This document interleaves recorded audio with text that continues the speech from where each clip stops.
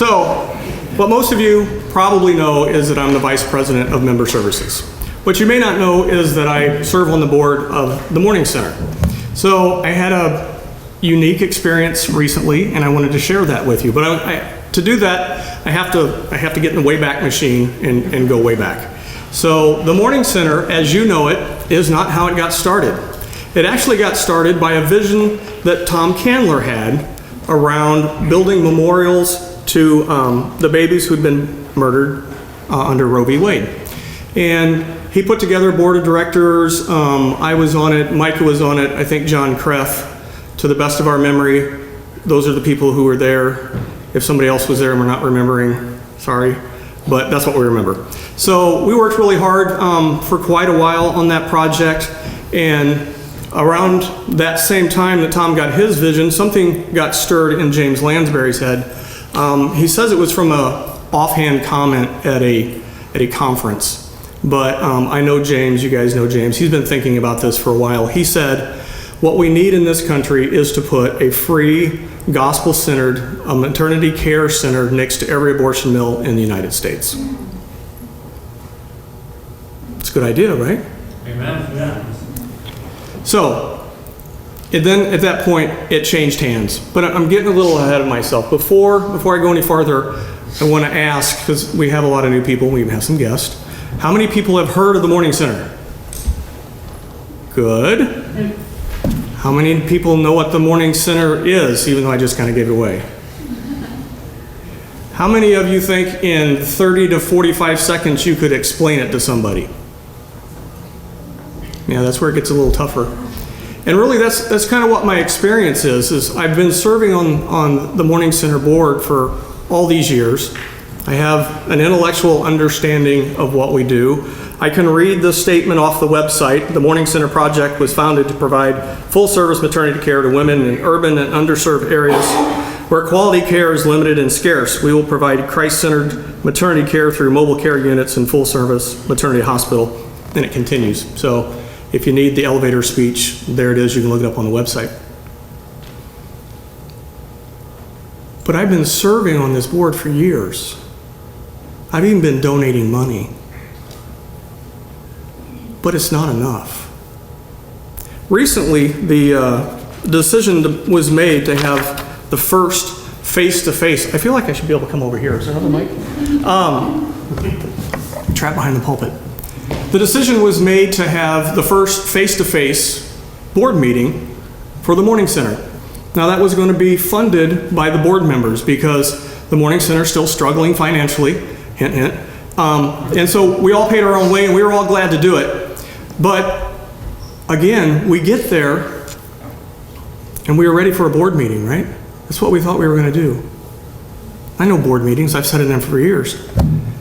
But what happened was this, and I'm completely off notes now, so you're in trouble. The first day we show up, Les Riley, who's the new executive director, how long has he been there, John? Since January. Since January. And he's doing a great job, by the way. But he loads us all into a bunch of cars, and we get a conference call going, and we're driving around Memphis, and he's giving us the tour.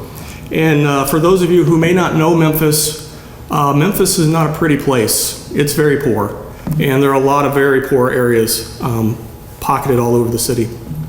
So he's driving around, he's showing us this, and he's showing us that. We end up on the north side of town. And on the north side of town, there's a church plant. They've taken over an old church building. Had some, it was run down. Anyway, they're in this church building, but the unique thing about the church building, it is right smack in the middle of two zip codes in North Memphis.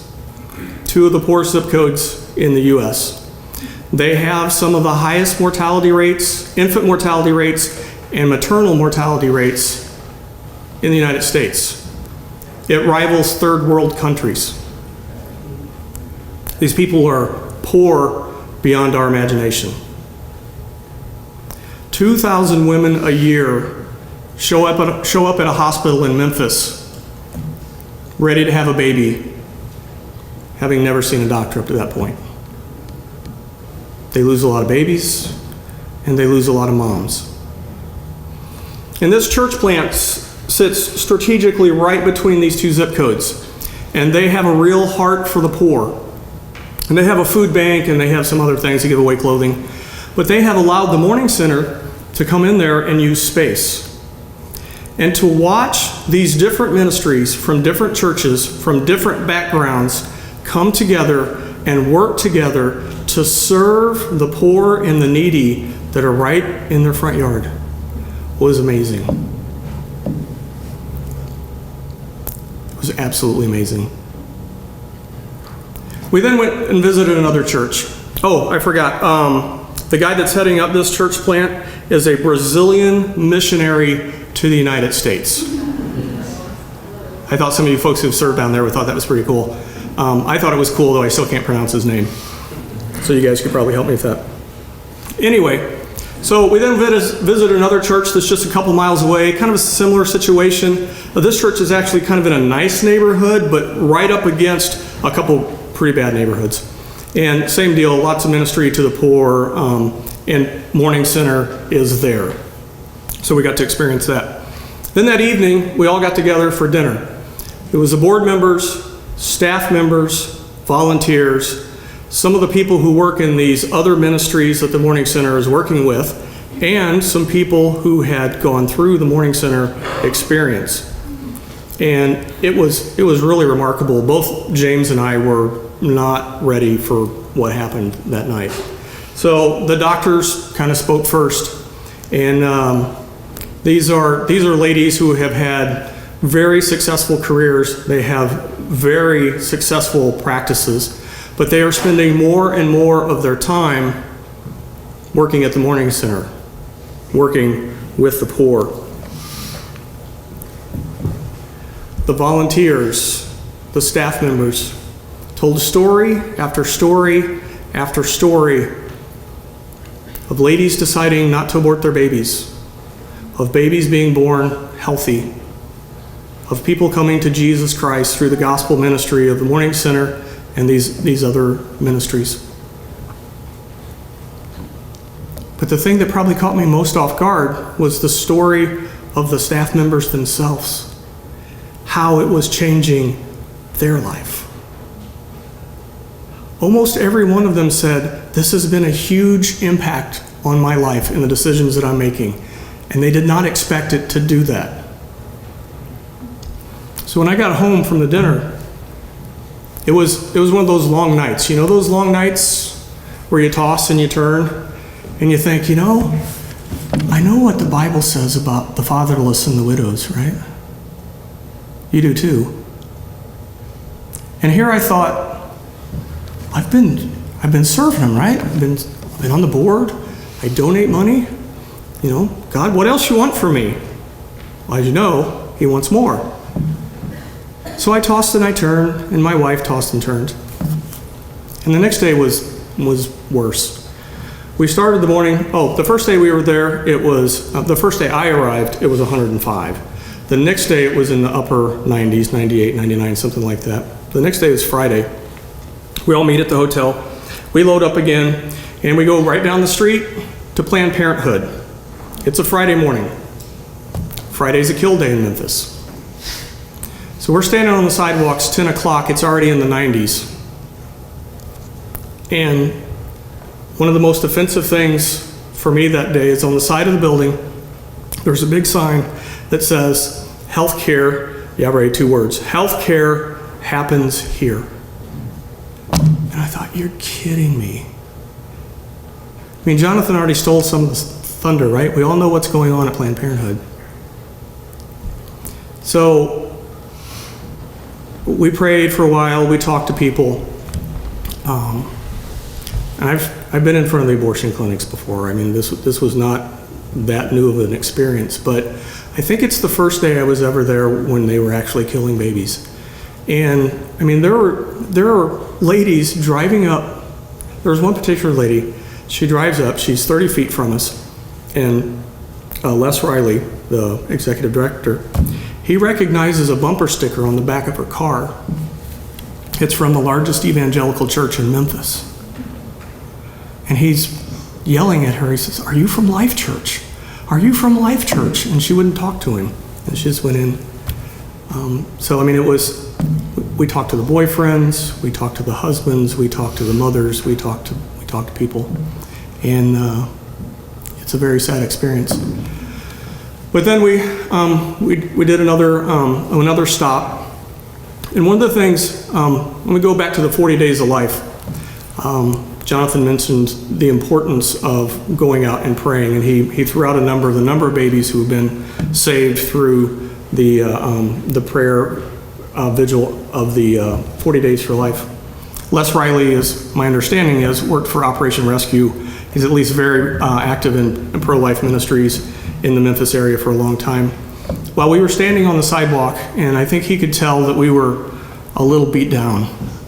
It is a frustrating experience because you feel like you're losing. You're trying to preach the gospel to people, and they're going in and killing their babies, and it's kind of hard for the brain to compute that. So I think he could tell that we were frustrated. So he gathered us together and we prayed. I think John read some scripture. Maybe that was early, but we prayed. And he said, this is a really important ministry. Planned Parenthood's numbers, their numbers show that if there is one person on the sidewalk praying, one person, you don't have to be talking to anybody. If there is one person on the sidewalk praying, their attendance rate goes down by 10 to 15% on the kill days.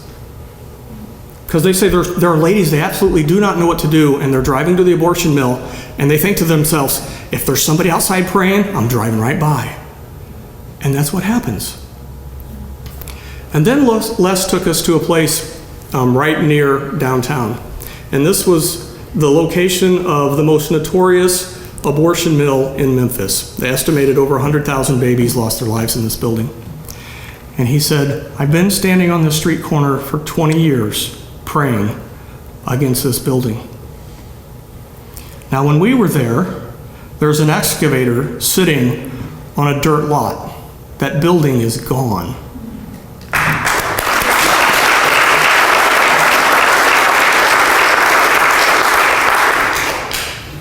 He then took us to what is known as the Warren Apartments. It's also known as, what was the street name for it? Clementine. This is one of the most dangerous apartment complexes in the U.S. It covers a 4-block area. You guys are probably familiar with this. All but one of the entrances into this apartment building are blocked off, all right?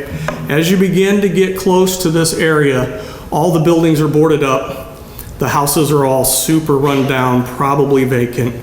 There's just virtually zero economic activity in this area.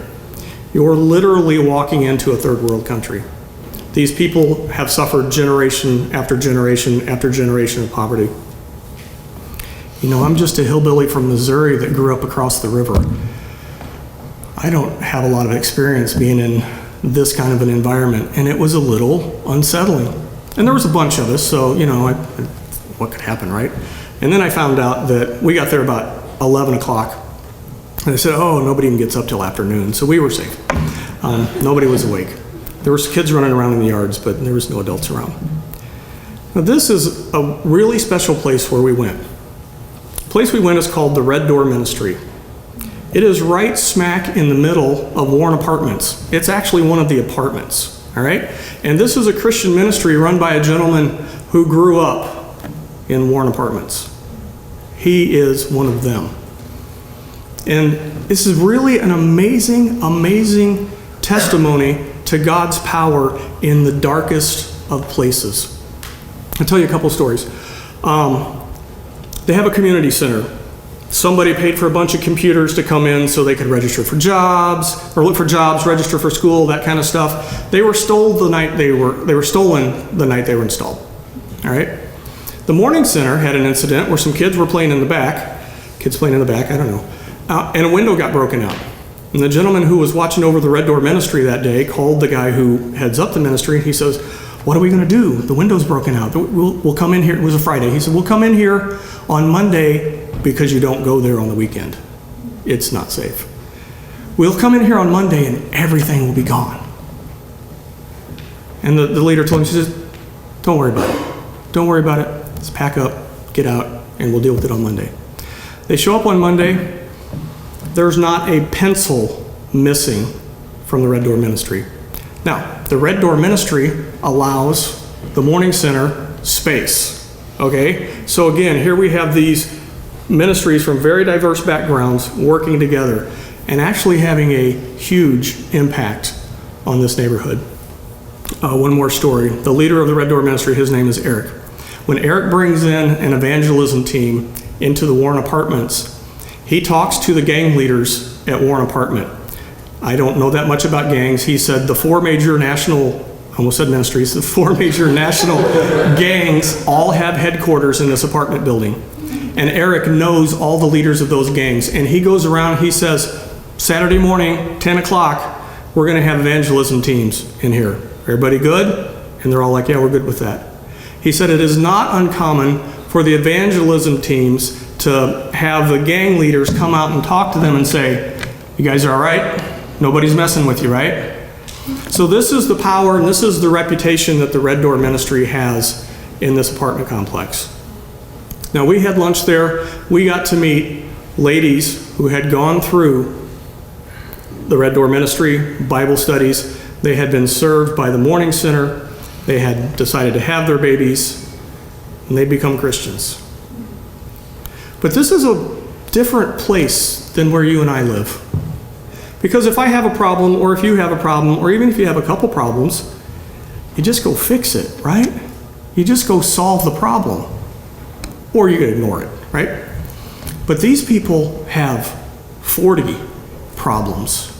And if you go in and you take care of a couple of them for them, or 3 or 4 or 5, they still have a pile of problems to overcome. Now, we can talk about some of the philosophies behind welfare and all that, but I'm telling you, these people are in a place where, you know, they should go get a job, right? Well, that's not available. They can't walk. None of them have cars.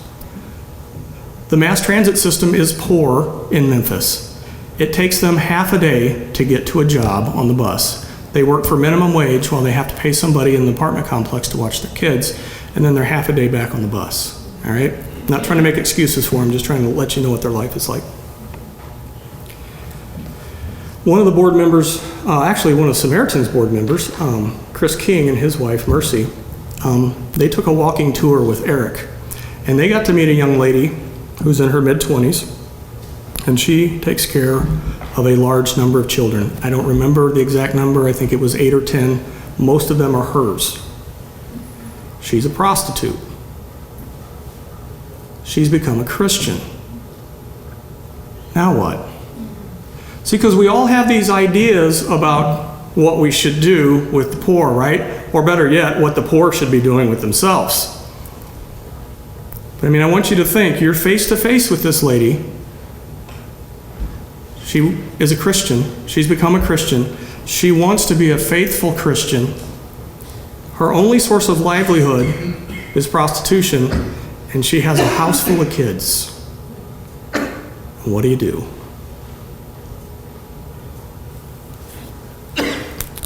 What do you do? So, we had a board meeting, and we talked about a couple things. It was nothing huge. But I can tell you that I came face to face with a culture and a crisis that I have never seen before. I knew it was out there. I've read the stats and wherever, you know, we're all aware of this. But when you go out and you talk to these people face to face, and you see the impact that a small ministry like the Morning Center is having in a big, big way, it makes you want to get active. So James was talking about, you know, what can you do about community? I want to remind you that the Morning Center is what I would call a homegrown ministry. The 2 guys who had the vision to start this ministry both work here. They both still work here. They're in this room. The Morning Center is our ministry.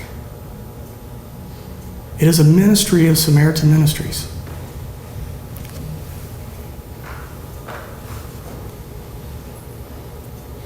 So what can you do?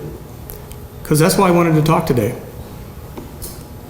I have felt the call to action I have felt the call to action, and I want to burden you with the same thing. So here's a few things you can do. You guys know these. These are not new. I'm going to repeat them anyway. Number one, you can pray for the Morning Center. They have many, many needs. You can talk to John or James, and they can give you an idea of what some of those are. I also would like you to pray for the protection of the people who work in these ministries.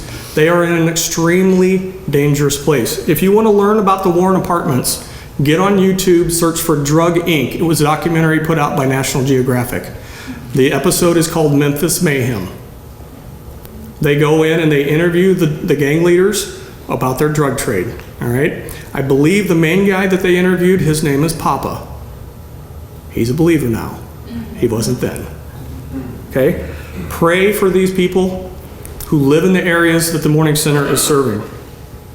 2, pray for churches and communities to catch the vision and help coordinate bringing the Morning Center to their city. There are cities that are interested: Orlando, Jackson, Mississippi, Carolinas. Somebody help me. Pardon me? Charlotte, North Carolina. So there are cities that are already starting to activate. Dallas. There are cities that are already starting to get motivated and activated. Pray that that momentum will catch and that they can get those ministries started. There's no lack of need. There's no lack of need in Memphis. They are already at max capacity with the staff members they have. They would love to open up more clinics. There are plenty of places they can go, but they just don't have the bodies. Number 3, donate money. I know there's a lot of people coming across the stage up here saying, hey, send some money to this, send some money to that.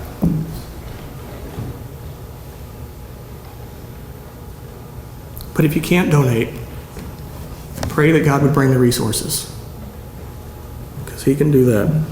There's a quote out there. I'm probably going to murder it. I think Les was quoted in the recent Morning Center letter, though I think I've heard James Lansbury say it as well. I don't know who got it from who, or they probably both stole it from somebody else. But the idea is this: we need to stop acting like the government has unlimited resources and like God's resources are limited. This is one of the fundamental problems in the Christian community, is we think the government can solve the problem and we're helpless. And it's the exact opposite. But this is really where I want to get to. Volunteer your time. There was a question about community. I'm sure that John Careth has a pile of work that he would love to have you help him with. I know that he and his family and some others stuff letters on their own time. So get together with John. There's plenty to do. My wife is busy organizing a baby shower for the Morning Center. This was something that we learned from the people who actually work at the Morning Center. It's a way to donate clothing to the moms who don't have baby clothes, all right? She would be more than happy to help somebody here organize a baby shower at Samaritan. She'd be more than happy to help you organize a baby shower for the Morning Center at your own local church. But this is the big one. This is the one I really want to talk about. Let's go to Memphis. I have a couple trips planned. I'm sure you could call Les, and at any time you could go down there and work with him. If for no other reason, get in your car, drive to Memphis, be there on Friday morning, and work the sidewalk with Les Riley. For those who were there, they should be nodding their heads now. He is a man on fire. I have never seen anybody that effective on the sidewalk at an abortion mill. It'd be worth the trip for that alone.